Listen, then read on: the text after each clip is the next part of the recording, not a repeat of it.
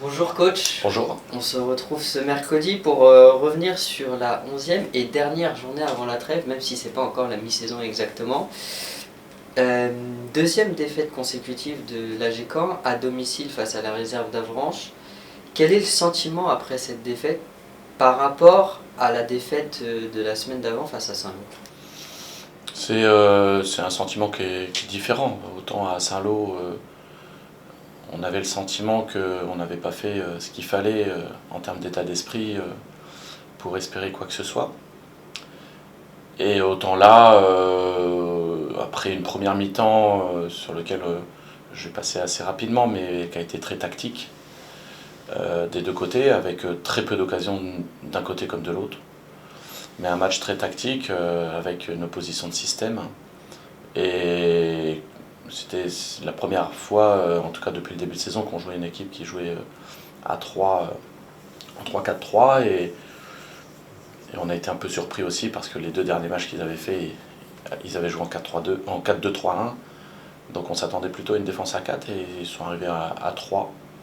Ça nous a un peu perturbé dans un premier temps, mais par contre voilà, c'était très tactique. Et la deuxième mi-temps, à la mi-temps, on a rectifié un certain nombre de positionnements qui nous ont permis de pouvoir les mettre un peu plus en difficulté, puisque on a coup sur coup, dès le début de la deuxième mi-temps, des occasions, un face-à-face avec Malcolm, l'ouverture du score avec un penalty, mais on sentait qu'il y avait qu'on avait repris le dessus. Et d'ailleurs, c'est eux qui ont changé le système puisqu'ils sont repassés à 4. Donc le rapport de force qui nous était un petit peu défavorable, même si c'était très équilibré en première mi-temps, a été un peu plus équilibré et en notre faveur sur la deuxième mi-temps. Donc ça, c'était déjà un point positif et c'est pour ça que cette défaite est d'autant plus décevante. Mais par contre, dans le contenu, ça a été un petit peu mieux. Voilà, alors on a été punis par les coups de pied arrêtés. On n'a pas réussi à prendre les 3 points, ce qu'on espérait. Mais quand on n'a pas la capacité de gagner, il faut savoir pas perdre. Et malheureusement, on n'a pas été capable de le faire jusqu'à la 94e ou 95e.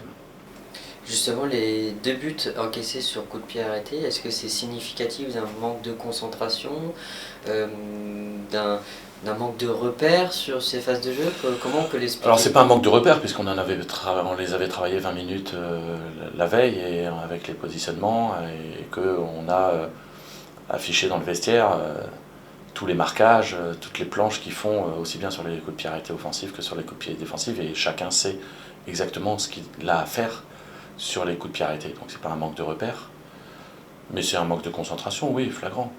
Parce que c'est pas la première fois, il me semble contre Alençon, on avait pris un coup franc aussi, excentré. Il me semble que contre Wassel ou Confreville aussi. Donc non, c'est clairement un manque de concentration, un manque d'attention, un manque d'agressivité dans le duel. Voilà. Et c'est d'autant plus pénalisant que ça peut arriver de marquer ou de prendre des buts sur coup de pied arrêté, heureusement, puisqu'on sait qu'il y a beaucoup de buts qui sont marqués sur ces phases-là. D'ailleurs, on en avait parlé à la causerie en disant que c'était un élément hyper important dans le jeu, que si on avait des difficultés dans le jeu, il fallait qu'on soit très attentif sur les coups de pied arrêtés et d'être très efficace sur les coups de pied arrêtés, aussi bien offensifs que défensifs. Donc, comme quoi, c'est pas parce qu'on le dit qu'on arrive à le mettre en place. Mais c'est d'autant plus préjudiciable que je pense qu'à la 94 ou 95e minute, alors que le match est fini, que c'est la dernière occasion du match, on se doit d'être beaucoup plus agressif, concentré, attentif, pour éviter cette déconvenue, parce qu'un point, c'est pas une défaite. Et on peut manquer par moment de manque de concentration lorsqu'on est à la 60e, parce que voilà, on n'est pas complètement concentré. Mais à la 95e, quand le match est terminé et qu'on sait que c'est la dernière occasion pour l'adversaire de marquer, on n'a pas le droit de prendre un but dans cette période-là. Voilà. On doit être beaucoup plus agressif et beaucoup plus concentré dans les duels afin de pouvoir éviter ce qui s'est passé, c'est-à-dire de prendre un but et de nous empêcher de prendre le petit point que on aurait mérité sur ce match-là. Il y a un Yoman qui n'avait pas forcément de questions, mais qui attendait de vous une analyse de ce match et une solution pour remettre l'équipe à flot. Ce sont ces mots. Quelle serait la solution? Sur quoi on va travailler pendant cette trêve pour repréparer la deuxième partie de saison? Il y a l'analyse montre, en tout cas celle que j'en fais, montre que il y a deux facteurs sur lesquels on est un peu émoussé. Le facteur mental, parce que ça fait très longtemps qu'on s'entraîne, que je suis exigeant, rigoureux, que je demande beaucoup aussi en termes de concentration et en termes sur le plan tactique, de faire beaucoup d'efforts, et donc ça demande de l'attention, aussi bien dans le jeu offensif que dans le jeu défensif. Et je pense qu'on est dans une période où on a besoin de décharger mentalement. Ça, c'est la première analyse que j'en fais. On l'a vu à Saint-Leu, parce qu'il y a eu une vraie déconcentration, puisqu'on n'a pas mis l'état d'esprit du tout. Donc, et là, on s'aperçoit que on a aussi des moments dans le match où on est un peu moins prêt collectivement sur le plan mental. Et je pense que c'est cumulé aussi à un côté athlétique où on baisse un peu de pied. Alors on baisse le pied, il y a deux façons de le voir. C'est soit on s'entraîne trop, soit on s'entraîne pas assez, ou soit on n'a pas fait ce qu'il fallait. En tout cas, on est dans cette truc-là, et je pense qu'on a manqué un petit peu d'essence dans le moteur sur cette fin d'année. En tout cas sur les deux derniers matchs au moins. Même si contre Div on avait senti déjà des signes, parce que la première mi-temps de Div n'était pas non plus à la très emballante. Les circonstances du match ont fait qu'on l'a gagné 3-0 parce mais c'était déjà des signes, et on était peut-être aussi déjà dans une surcharge mentale entre guillemets, et une baisse physique liée à la reprise, les terrains. C'était une période aussi, c'est une période où on a enchaîné sur le synthétique, on est revenu sur l'herbe, voilà, et que la fatigue physique a peut-être été aussi tout ça. Donc quoi faire? C'est de prendre des vacances. Voilà. Il y aura un programme athlétique qui va remettre les choses un petit peu en place pendant cette trêve-là, avec un programme individualisé, afin de revenir au mois de janvier, d'une part avec une envie de retrouver le terrain mentalement, et puis récupérer physiquement, et d'avoir fait un programme qui nous permette de pouvoir retravailler beaucoup et bien préparer toute cette deuxième partie de saison, et de faire aussi attention en tout cas de continuer à faire attention à notre état de forme. Et voilà, c'est les deux éléments, en tout cas les deux analyses que j'en fais, et on va y remédier, et la trêve arrive, j'oserais dire, presque au bon moment. Pour continuer sur le match face à Avranches, il y avait 5 joueurs de champ sur le banc. Vous avez l'habitude de faire rentrer les 5 joueurs, en tout cas sur les derniers matchs. Pour ce match, il y a eu seulement 2 changements. Abdelmajid Aïtouissi à la place de Younes Kedir et Julie à la place de Morgan Ardouin. Pourquoi avoir fait seulement 2 changements et l'entrée de Julie au poste de latéral droit? Oui, en effet, depuis le début, j'ai toujours fait rentrer l'ensemble des remplaçants. On me l'a reproché d'ailleurs sur certains matchs, qu'il n'y avait pas d'utilité de faire rentrer. Mais je pars du principe que voilà, quand on est sur le banc, on essaye de participer. Et là, le faire rentrer pour faire rentrer quand le score est acquis, ou quand le score où il ne se passe pas grand-chose, on le fait et je le fais bien volontiers. Faire rentrer pour changer une décision, parce que le score fait que il manque un petit quelque chose, il faut forcer le destin, comme j'ai pu le faire contre Gonfreville ou Assel, lorsqu'on était sur des choses comme ça, ou au contraire à Saint-Lô, où on finit dans des organisations un peu différentes pour essayer de forcer le destin pour revenir au score et ainsi de suite. Là, sur ce match-là, j'avais pas le sentiment qu'il y avait besoin de changer, ou en tout cas que les changements puissent réellement apporter, non pas par rapport à leur niveau de jeu, mais par rapport à l'organisation et par rapport aux gens qui étaient déjà sur le terrain.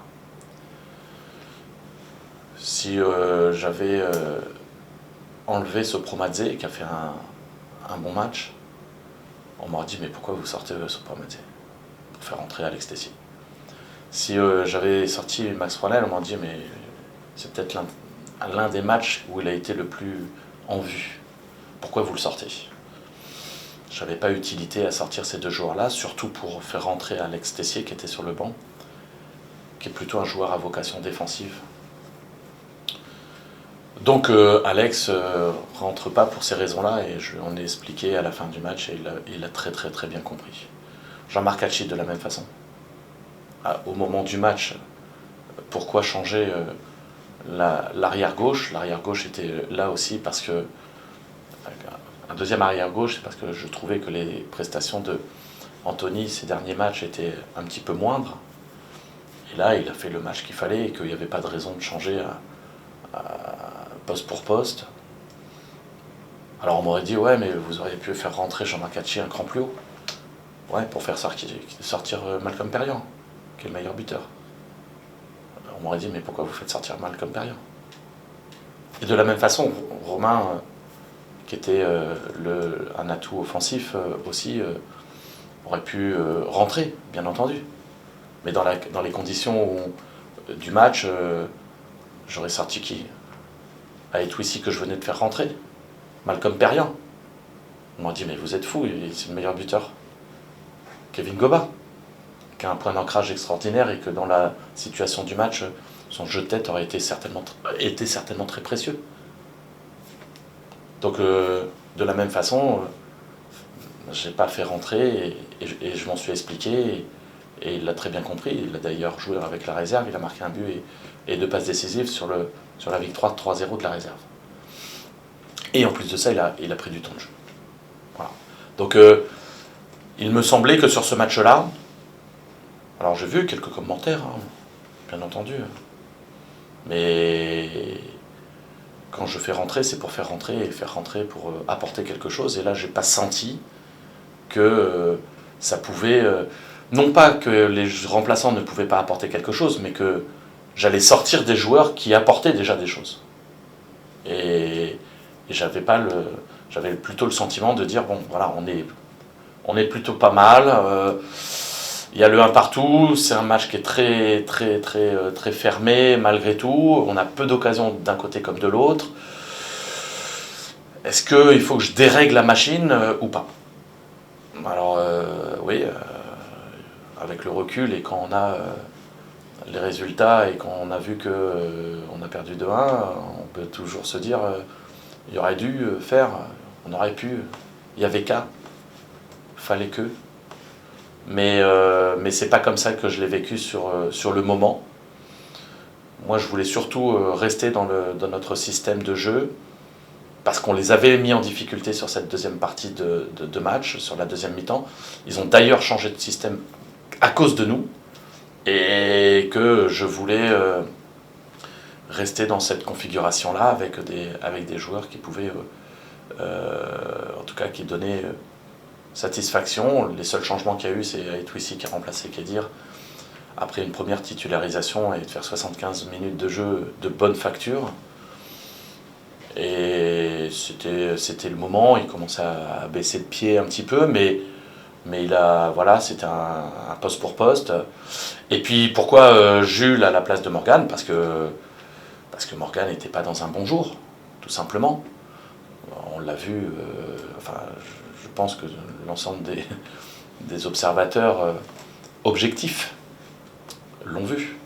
Il n'était pas dans un bon jour, il manquait de peps, il avait eu des difficultés, en tout cas il avait une surcharge physique due à son environnement professionnel durant la semaine, il avait eu des petits soucis à sa cheville aussi, il n'était pas dans un bon jour, aussi bien sur le plan défensif que sur le plan offensif, et c'est pour ça que il a été remplacé par Jules, et quelque part, Jules peut jouer aussi un petit peu sur le côté droit. Il y avait notamment un joueur dans cette partie-là qui allait assez vite. Jules est un joueur qui va vite. Et j'ai préféré désaxer Jules par rapport à ça. Et d'ailleurs, Jules, je reviens sur ça, mais pour expliquer au Human pourquoi il n'a pas joué, puisqu'il était plébiscité, en tout cas pour jouer, c'est simplement parce que la veille, il n'est pas venu à l'entraînement. Et que ne pas le faire venir, il n'est pas venu à l'entraînement, et c'était... donc les UN n'avaient pas cette information-là, mais il aurait été difficile de dire à Joël, qui avait remplacé Jules sur les 3-4 dernières semaines, de lui dire ah bah toi tu viens, tu fais tout ce qu'il faut, et puis finalement non, tu vas pas jouer. C'est quelqu'un qui n'a pas joué depuis 4 semaines, qui a été remplaçant la semaine dernière, donc il revenait tranquillement dans le groupe, et puis là il a raté le dernier entraînement, mais c'est quand même lui qui joue. Donc c'est pour ça que il était logique que Joël, enfin en tout cas que la charnière centrale, on parlait de Léon aussi, mais que la charnière centrale reste en place, et malgré la frustration de Jules, il a bien compris la situation, et en se mettant à l'inverse, il n'aurait pas aimé. Donc il a aussi compris les raisons pour lesquelles il a démarré sur le banc, et il est rentré en cours de match et il a bien fait dans un rôle différent de ce qu'il sait faire. Et c'était important de garder un droitier à droite, parce qu'on aurait pu imaginer un Jean-Marc Hachi rentrer à gauche, ou remettre Anthony Decono à droite. On avait fait sur une fin de match, parce qu'on n'avait pas d'autres solutions de droitier. Mais là, en l'occurrence, je préférais avoir un droitier. En plus, avec le gelon de Jules, c'était aussi une arme que je voulais utiliser pour trouver un point d'ancrage avec Kevin. Donc le droitier, même si c'était pas complètement son poste, mettre Anthony Decono à droite ou Jean-Marc Hachi, ça aurait eu les mêmes effets, c'est pas leur poste. Donc j'ai préféré un droitier à droite. Oui. Avant de parler vacances, il y a un match amical initialement prévu ce vendredi face à la Ligue 2 de Quevilly Rouen Métropole. À quoi doit-on s'attendre Pourquoi c'est important de jouer avant la trêve, et au vu des conditions météo, est-ce que le match aura lieu? Je vais répondre à la première question pour revenir à la deuxième. La première question, oui, c'est important de jouer, de continuer d'avoir des matchs, et je souhaitais avoir un match je voulais pas jouer une R3 voilà, parce qu'il y a la déconcentration logique, et comme on l'a dit, avec cette charge mentale, j'avais peur que tout le monde se démobilise, entre guillemets, et ça, je voulais qu'on continue à faire un match, parce qu'il y avait deux solutions dans la trêve, en tout cas de la préparer. C'était soit faire comme certains clubs l'ont fait, ces derniers matchs, je mets tout le monde en vacances et on s'entraîne entre Noël et les jours de l'an. Alors Avranches a pris cette décision d'ailleurs. Tout le groupe de Avranches, entre la nationale et la nationale 3, ils sont tous partis en vacances à la fin du match. Et ils vont s'entraîner, ils vont reprendre juste avant Noël, et ils vont s'entraîner entre Noël et les jours de l'an. Ça, c'est une des solutions, et moi j'ai pris la décision de faire au contraire, de pousser les entraînements jusqu'au 21, de les mettre en vacances à l'issue de l'entraînement du 21 décembre, et de leur laisser Noël et jour de l'an, pour qu'ils puissent passer en famille. Il y a des garçons qui ne sont pas de la région, ils ont de la famille, beaucoup peuvent avoir de la famille à droite, à gauche, Et que dans cette période de l'année, il me semblait plus intéressant pour décharger mentalement d'être présent auprès de sa famille, présent auprès de ses proches, plutôt que de venir s'entraîner à 18h. Voilà. Donc c'est pour cette raison que les vacances et de reprendre le 3 janvier. Ce qui permet, en faisant ça, de rallonger les entraînements, et forcément il fallait un match sur le week-end du 16, 17, 18 pour pouvoir le faire. Malheureusement, non. Par mes connaissances et la Ligue 2 était disponible de QRM, et on a conclu le match il y a déjà pas mal de temps. Puisque eux, ils étaient aussi en trêve à cause de la Coupe du Monde, et que là, ils ont repris l'entraînement, ils sont en stage, et ils reprennent la compétition juste avant Noël. Et QRM qui devait initialement rencontrer le Stade Malherbe. Exactement, ils avaient prévu. Exactement, ils avaient prévu de faire un match contre le Stade Malherbe de Caen en amical, et malheureusement pour eux, le Stade Malherbe a été pris par la Coupe de France contre Vire. Du coup, ils se retrouvaient sans club, avec mes connaissances, puisque je connais bien le staff et notamment Olivier Chouafny. On a conclu le match, moi ça m'intéressait. Il connaît notre équipe, puisque l'équipe réserve de QRM jouait. Il a dit oui, ça va être un bon test aussi. Et donc on a conclu ce match-là. Maintenant, au vu des conditions atmosphériques qu'on a depuis maintenant une dizaine de jours, on s'est entraîné hier, le terrain était très dangereux parce qu'il gèle, il était gelé, le terrain pelouse. J'apprends ce matin que tous les terrains de la ville de Caen sont fermés. Ce matin, on se lève avec une pellicule de neige pas anodine, qui complique, et puis avec le froid, je pense pas qu'elle va fondre à 10h du matin ou à 11h. Que si ça regèle sur une pellicule de glace, de neige et ainsi de suite, les conditions, puisque le match est prévu à Giberville, les conditions s'annoncent pas non plus excellentes pour pouvoir maintenir ce match amical.